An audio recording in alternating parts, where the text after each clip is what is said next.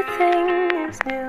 The sunburst flowers calling on warm days overdue. But I caught like everything is new. The sunburst flowers calling on.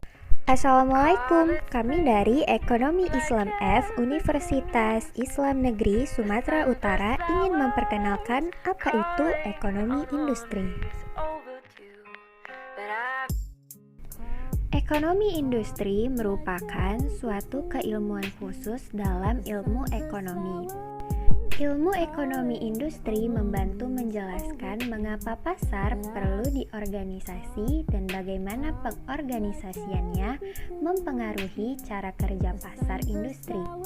Ekonomi industri menelaah struktur pasar dan perusahaan yang secara relatif menekankan pada studi empiris dari faktor-faktor yang mempengaruhi struktur pasar, perilaku, dan kinerja pasar. Ruang lingkup kajian ekonomi industri adalah bagaimana cara industri diorganisir, faktor-faktor apa saja yang mempengaruhi perilaku perusahaan dan industri, serta hubungannya dengan masyarakat pada umumnya. Industrialisasi difokuskan dalam perspektif ekonomi industri sekaligus memotret bagaimana dinamika perkembangan industri Indonesia. Transformasi dan strategi industrialisasi Indonesia terjadi perdebatan antara kelompok pro-efisiensi dan pro-nasionalis, teknolog versus ekonom hingga paradigma teknoekonomi. Metodologi ekonomi industri menggunakan pendekatan populeri yang menjelaskan kinerja organisasi dengan melihat hubungan antara struktur industri, perilaku organisasi, dan kinerja organisasi atau dikenal sebagai paradigma struktur, conduct, performance. Yuk simak analisis kami terhadap ekonomi industri ya. Ekonomi mulai mengalami kelesuan sejak pandemi COVID-19 melanda di beberapa negara, tak terkecuali Indonesia, terutama pada sektor industri yang mendapat pukulan keras.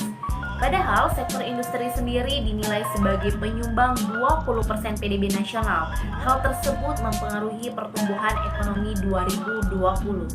Sektor industri non-migas misalnya yang mengalami dampak dari wabah virus corona.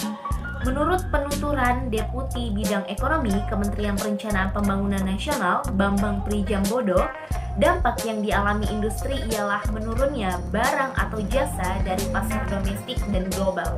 Akibatnya, neraca keuangan perusahaan terganggu dan terjadi pemutusan hubungan kerja.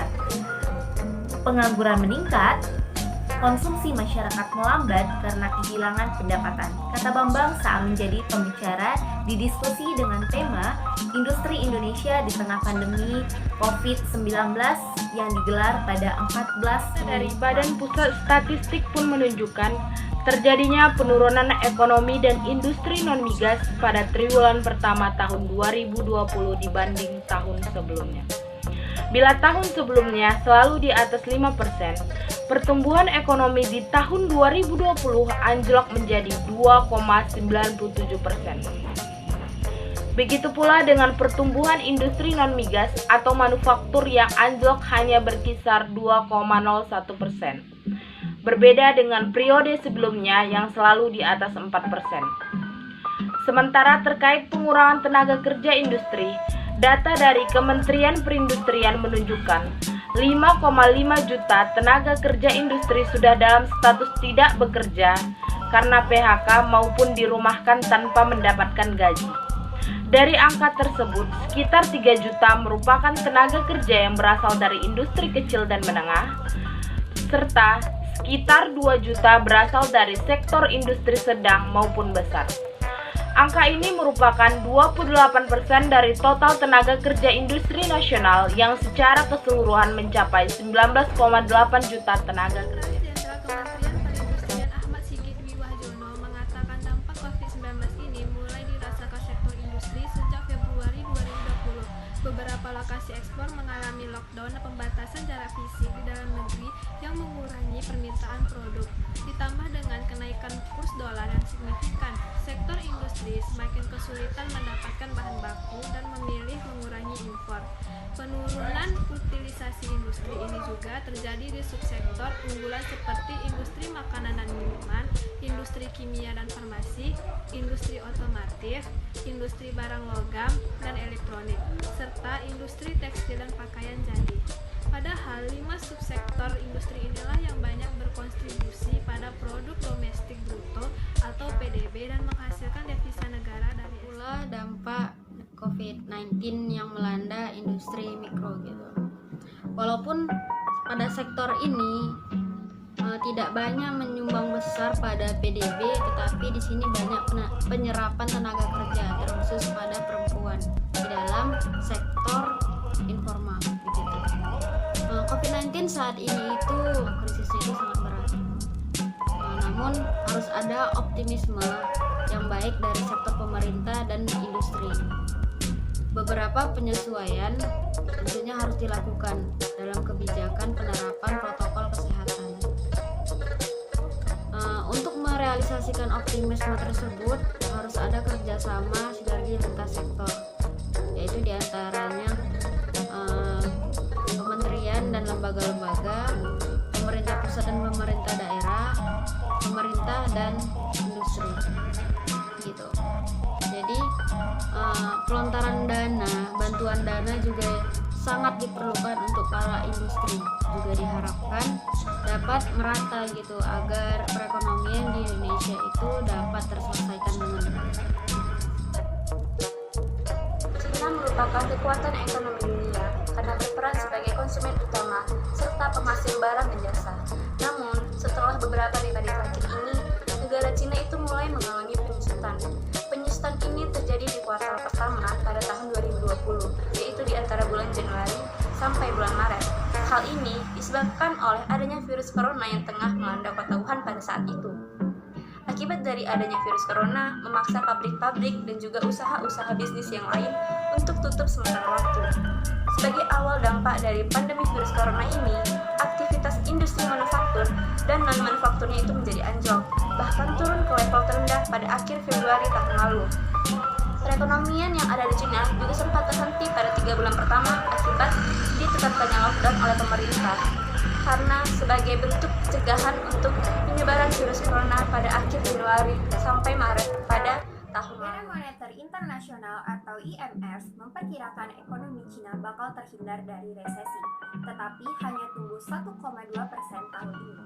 Namun sejak Maret, China perlahan-lahan mulai mengizinkan pabrik melanjutkan produksi dan membiarkan bisnis dibuka kembali. Tetapi ini merupakan proses bertahap untuk kembali ke situasi sebelum lockdown. Setelah pandemi melumpuhkan ekonomi, pemulihan China memang sudah mendapat momentum kembali. Stimulus pemerintah dan ekspansi ekspor telah mendorong rebound ekonomi. Produksi atau output industri di China saat ini juga tengah mengalami percepatan paling tinggi dalam 8 bulan terakhir di tahun 2020 di bulan Agustus. Sejalan dengan hal itu, penjualan retail tumbuh untuk pertama kalinya di tahun 2020.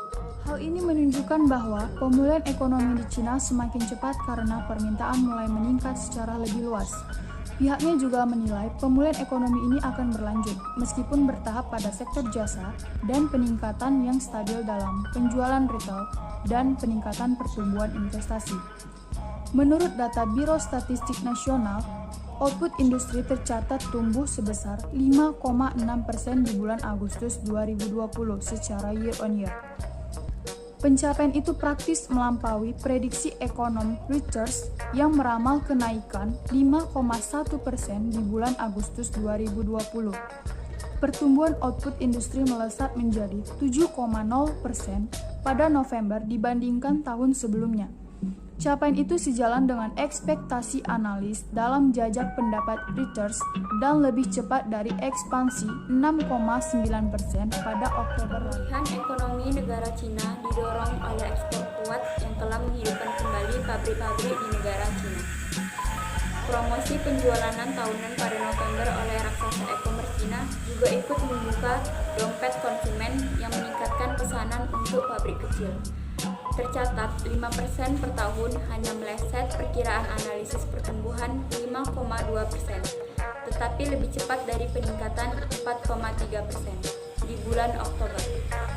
Sementara itu, penjualan mobil mengalami pertumbuhan 11,8% dan penjualan peralatan rumah tangga tumbuh 5,1% di bulan November. Sedangkan peralatan komunikasi melonjak hingga 43,6%.